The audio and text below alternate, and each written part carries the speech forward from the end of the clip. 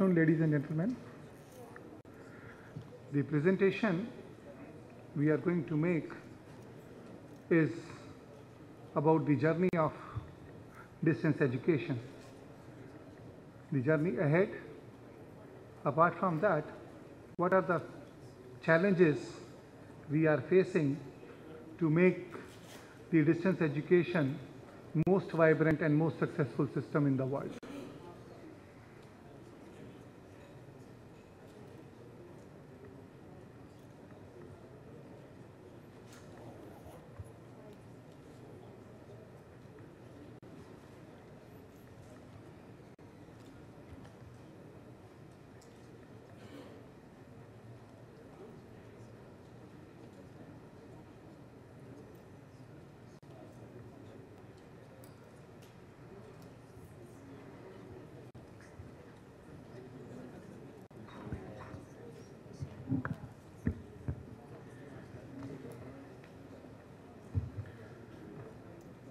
As we all know that the system of education is going a tremendous change, and over a period of years the distance education has become one of the most important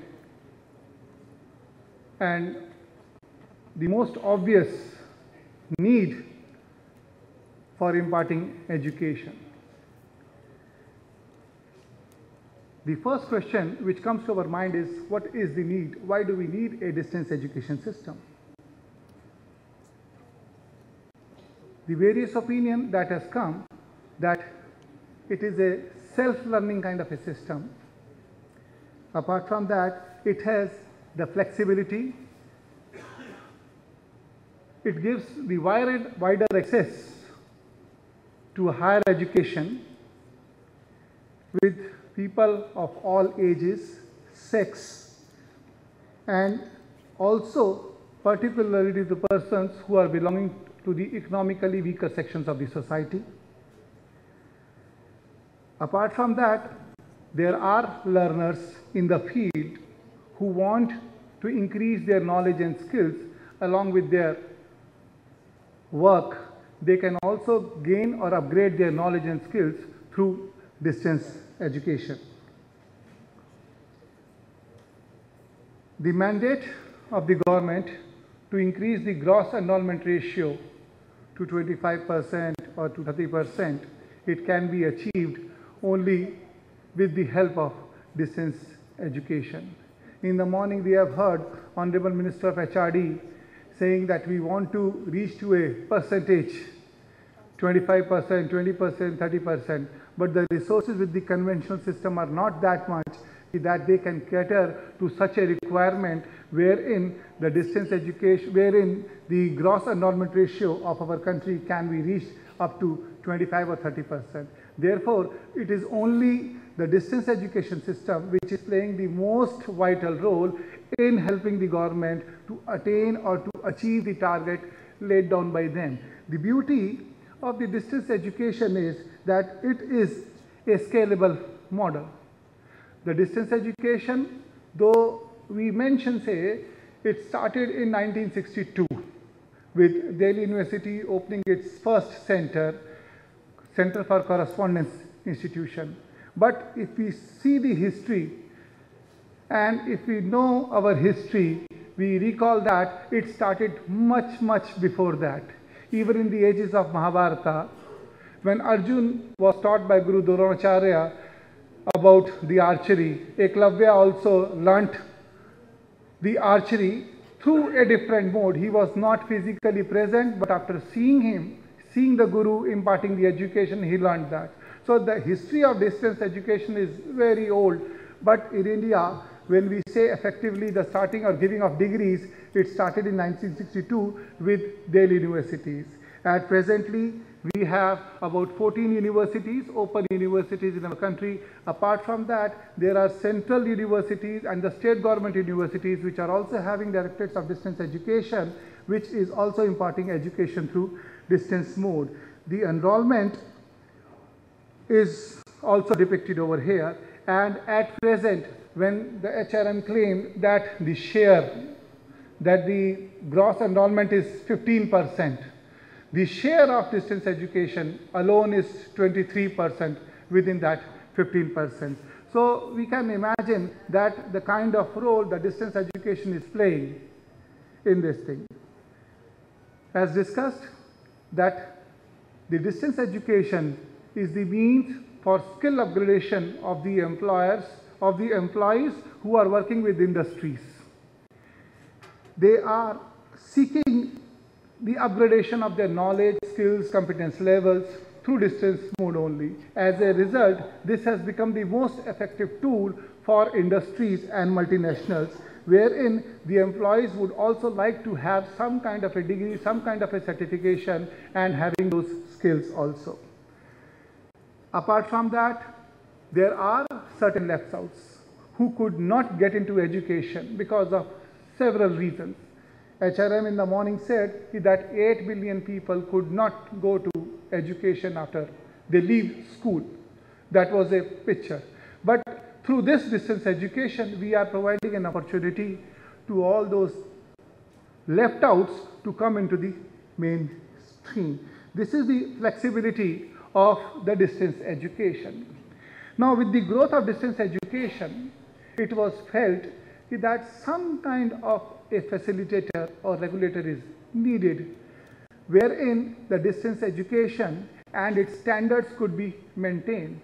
All of us know that even that since 62, though it has been in existence, it has attained a very massive growth, but still it is not treated as the one of the mainstream of the education. It is still treated as a second-rated education system. The people have to accept it sooner or later that it is the essential part of the total education scenario of our country. Therefore, the Distance Education Council has been formulated, has been constituted under the Act of Indira Gandhi National Open University, and we personally feel that instead of having the responsibility to act as regulator, we would like to be the facilitators to promote the distance education all over the country. What is Distance Education Council, or in precise it is known as DEC, that it is a statutory authority of IGNOU for promotion, coordination and maintenance of standards of distance education, open and distance learning systems in India. It has been enacted as per Section 4 of the IGNOU Act, which provides that it is the duty to advance and disseminate learning and knowledge by various means of, which also includes ICT means. Apart from that, it also specifies the expansion to open universities and other distance education systems in the educational pattern of the country. As discussed, that distance education, though was started in 1962, IGNOU is the first national university established by Government of India, though the first university was Andhra Pradesh University, which came up in 1980. But Indira Gandhi National Open University is the first national university which came out of the ambit of University Grants Commission to impart distance education as well as to promote and improve the standards of distance education and its systems all over the country in various universities or the universities which are offering education through dual mode of systems, specifically distance education. The roles and responsibilities of DEC are specified. If you want, that we have to have a network of various universities. As discussed, as informed earlier, that this is a model wherein if we can create a facility, it is a scalable model that once a facility is created, it can be imparted to 1:10, 1000s, to lakhs in the number. So that is the beauty of the scalable model of the distance education. The roles and responsibilities of the DEC are quite vast. Still, we have to go a long way in reaching all those objectives laid down or defined in the Act of, or the responsibilities assigned to the Distance Education Council. Slowly, we have made a small efforts that we started evaluation of the study materials of the institutions. Then we started program evaluation. Then we started evaluation of the universities and their infrastructure facilities. And in 2009 itself, we started giving approval or the recognition based on the programs. Program approval is being given by DEC now. So slowly we are making efforts to cover all the facets of the mandates which are being imparted to DEC. The DEC, for promotion of ODL system, is providing the financial supports also to the universities and the state governments or the central universities which are offering dual mode of education. The MHRD is basically providing funds to DEC. The allocation, though, has been increased, but the effective utilization of funds is hampering the full extent utilization of the grants which is allocated to the DEC. There I would request my colleagues in the university system as well as in the dual mode university systems that we need their wider participation in effective utilization of the grants so that we can get more allocation of funds from Ministry of Human Resource Development.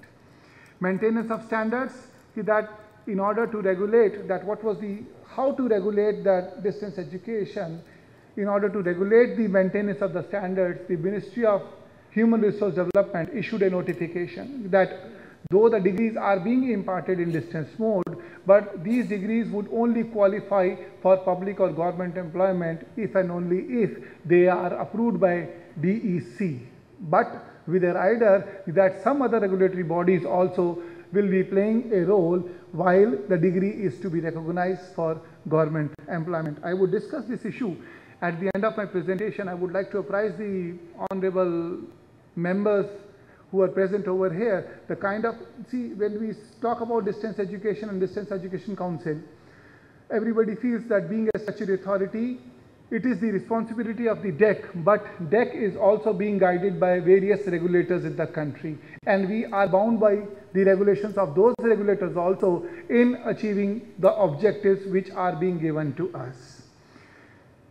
For maintenance of the quality, we have prepared the norms and standards for offering various programs under ODL system. We have given recognition of ODL institutions and their programs. Earlier, we have given the recognition to the various universities and the institutions to the programs they are offering or they would be offering, that they can offer any program which are approved by their academic council or their statutory authorities, executive council, board of management and all these things. But over a period of a year, we have faced certain problems. As a result, we have started program evaluation and started giving candid approval of the programs to be offered by each university and institution.